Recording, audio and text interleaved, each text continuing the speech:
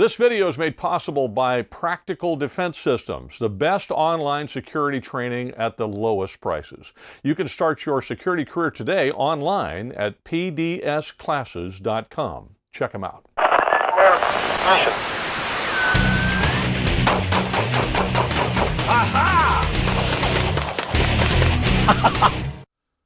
Hi, this is Joel Persinger. I'm the Gun Guy. Thank you very much for all of your support of GunGuyTV. I'm very, very grateful for everything that you do. The channel is growing like crazy, as is the audio podcast, so I'm super fired up about that. Please do check us out, by the way, on these alternative locations. We do duplicate the channel in all of these places. YouTube is, we're in a world where YouTube's kind of sketchy. We could go away on YouTube at any time, or they might delete a video, which they did not too long ago. I had to argue with them about it, and they actually put it back with a big fat sign in the front that says, "This is questionable content," or whatever.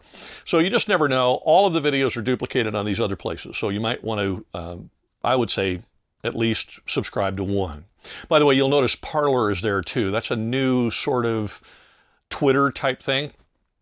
I just created an account the other day, and I'm going to start uploading videos and some content there, so you might want to check that out. And that's a conservative version of Twitter that I don't think is going to be quite so restrictive, which is kind of cool. And then if you get a chance, check out the Firearms podcast as well. The GunGuyTV Firearms podcast comes out twice a month, and you can listen to it on your favorite podcast player like iHeartRadio or Stitcher or whatever.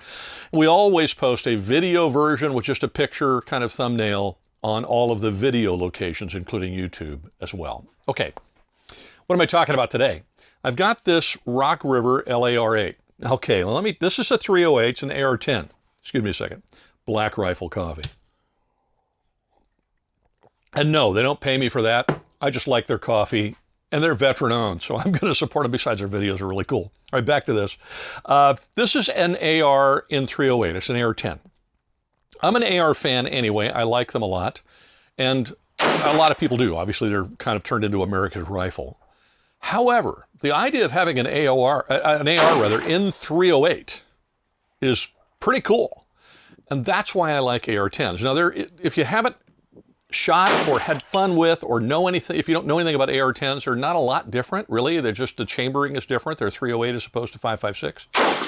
However, they don't tend to be as universal where interchangeability of parts are concerned. So, for example, the magazines that fit this rifle may not fit and probably won't fit another AR10, and vice versa. And then sometimes, other than sometimes in the lower there are parts that aren't interchangeable. Sometimes the bolt catch release or the magazine release is different from one to the other. So it's not as handy and sort of Lego-like as an AR-15 is. An AR-15 really is the Lego of modern rifles. AR-10's not so much. So once you pick a particular manufacturer's platform, if you stick with that, you're going to be okay. But if you want to get different AR-10s, they're not going to have interchangeable part compatibility a lot of the time. So it's something to know about. For example, there are some things I really do like about this rifle, and one of the things is its choice of magazines, which I'll explain in a minute. First, let me point out that, yes, in case you're from the California Department of Justice, this California rifle is California legal because it's been Californiaized. The collapsible stock does not move, it's pinned, and yes, it has this idiotic grip fin thing on it, so you can't wrap your thumb around the grip. This is not my rifle, it belongs to a buddy of mine, and he lent it to me. This, by the way, is an older version of the LAR8 with the heavy barrel. They now sell a newer version. I'll put a link in the description for you. If it's on YouTube, it's got to be in the first comment pinned to the top because they're weird about links, but I'll put it down there for you. And they make them with heavy barrels still, but now they call it the Predator or the Varmint, depending on which one you buy. And the length of barrel and some other things are what make the difference between the two rifles. But they do have this heavy, very heavy bull barrel for the purpose of making the gun very accurate. And, you combine that with the tripod and the fact that the rifle weighs about 15 pounds, I think, unloaded. I haven't weighed it, but it's heavy. It makes my M1 feel light, so it's pretty heavy. It's a really joyful rifle to shoot. I thoroughly enjoyed shooting it. The recoil on it is very mild. Of course, it's a 308. 308 doesn't kick a lot anyway. It's kind of like an .6. A 30-06 doesn't have a lot of recoil if you compare it to things like a 338 Lapua Magnum or a 7mm Magnum or something like that. Now I say that, and people are going to post horrible things. You dummy, of course it kicks a lot. All right, that's perceived, that perception of recoil is different from person to person. So from my perspective, I don't think it recoils that much. But remember, I'm 6'2", and I hate to admit it, but as of this morning, 232 pounds. So I'm a fairly good sized man. And so for me, it doesn't bother me that much. And then when you combine it with a semi-automatic action that sucks up some of that recoil and the incredible weight of the rifle, now you've got a platform that really doesn't have a lot of recoil. It's a very soft shooting rifle. It's not a rifle you're going to want to lug around because of the weight. But if you're wanting to go varmint hunting or you're wanting to shoot predators, that generally tends to be long shots, and you have to be super patient, which you need to be for hunting anyway, and you pretty much park in an area and that's where you stay. So that's most of the time. And so that's basically what these are designed for. I do have one issue with the rifle, which I'll tell you at the end. And frankly, if you had bet me that I would ever have a Rock River AR in my possession that I had an issue with that's this serious, I would have taken that bet and I now would have lost. So stick with me and I'll tell you what the issue is at the end. But I do want to show you some high points of the rifle I think are very, very good. And I'll tell you, we're going to try to figure out what the problem is. And then I'll do a later video if we can figure it out, and I'll share it with you. One thing I do like about this rifle is the choice of magazines. This is essentially an FN FAL mag, which is cool because those things are all over the place. I mean, an FN FAL is a ubiquitous rifle. They're everywhere, and the magazines are fairly inexpensive, and you can order them online if you're not in California. Okay, but I mean, you can get them just very, very easily and very inexpensively, so you're not buying a proprietary mag meant specifically for this rifle. Now, I should mention that these are the metric mags for this rifle, not the inch mags. You're going to say, what the heck is the difference? The only difference that I'm aware of, and I'm not an expert on FN FALs by any means. I love them, but I'm not an expert on them. But as I've seen both mags, the metric mags just have this little sort of a dimple on the front where the mag locks in. The inch mags, by comparison, have an actual block of metal that's welded in across the top that's actually, it might be about 1/4 of an inch wide.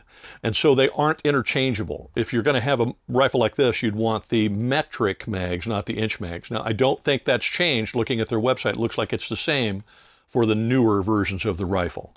But I really did like the fact that they made it FN FAL metric mag compatible because these mags are all over the place, fairly inexpensive and easy to buy. Now this is one of the ones that came with the rifle. It's 10 rounds because, well, we're in California, and so there you go. It's 10 rounds. A couple of other things I like about the rifle is I like the fact that it's largely ambidextrous. And one of the reasons I like that, although it's not my rifle, if it were going to be, I like that because my son is decidedly left-handed. I'm right-handed.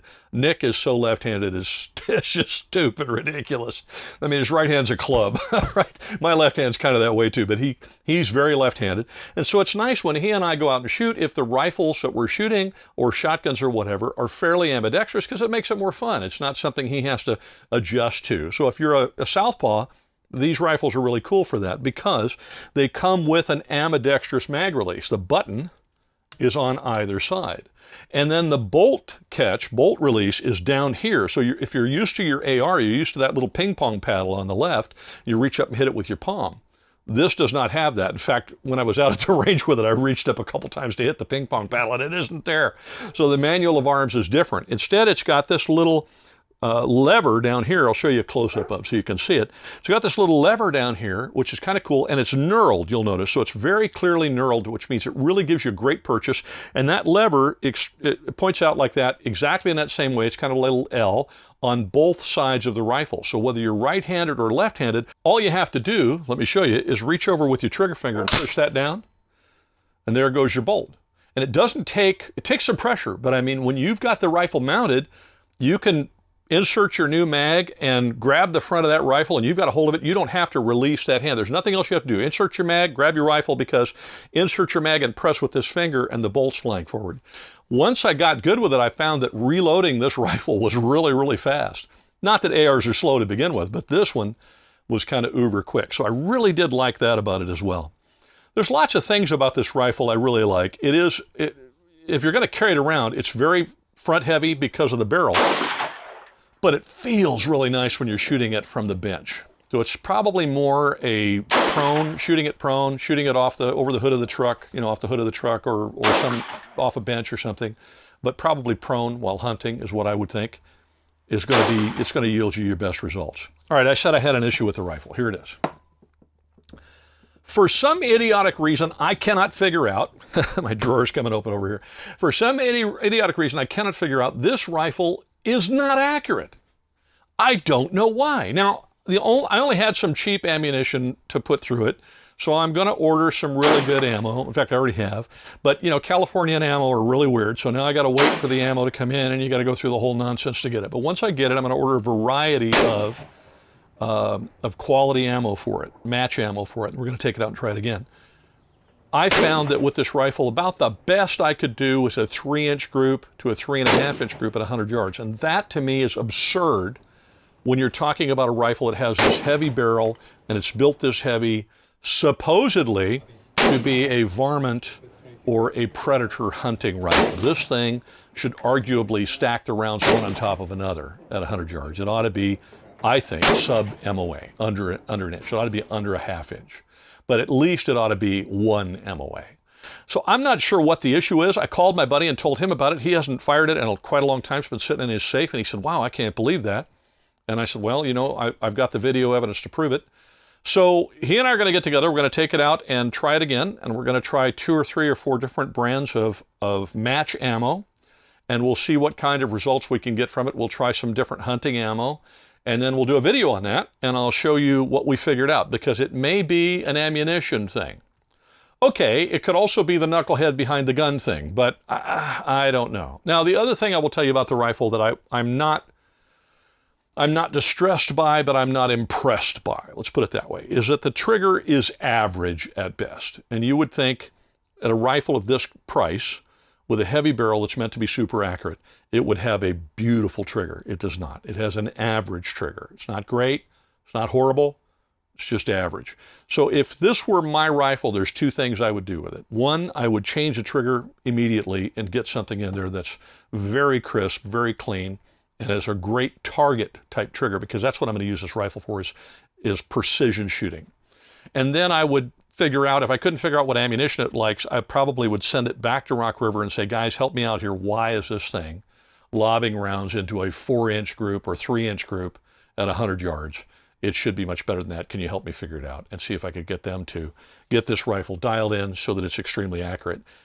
My buddy tells me that when he got it, it was a sub-MOA gun. So I don't know what's happened between then and now, but we'll try to figure that out and I'll let you know. Well, there you are. There's the Rock River LAR-8, an old one anyway. If Rock River ever wants to send me a new one to review, they're welcome to do that, and I will happily do it because I'm kind of a fan of their stuff anyway. And if they have any comments, if you're watching this and you're from Rock River and you want to tell me what you think might be the problem and why it's inaccurate, I'd love to know. And if you want to look at the rifle, I'll send it back to you, or actually I have my buddy do it, send it back to you so that you can look at it. Maybe you guys can figure it out and you can tell us. Thank you very much again for watching. Have a wonderful week. And wherever you go, whatever you do, please be safe.